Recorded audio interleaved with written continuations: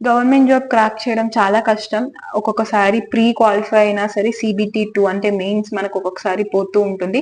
కానీ 40,000 ప్లస్ ఉన్న ఎగ్జామ్ మీకు సింగిల్ ఎగ్జామ్‌తోని మీకు జాబ్ మీకొస్తుంది అనంటే చాలా హ్యాపీగా ఉంటుంది గదా! సో, ఎస్ఎస్‌సి ఫేస్ ఈ ఆపర్చునిటీని ఇస్తుంది. సో, ఎస్ఎస్‌సి ఫేస్ 13 ఏప్రిల్ 16న నోటిఫికేషన్ అనేది రిలీజ్ అయింది.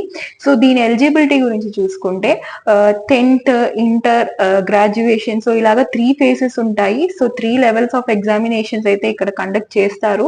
సో ఇంకా నెక్స్ట్ మే 15th వరకు అప్లికేషన్ డేట్ ఉంది.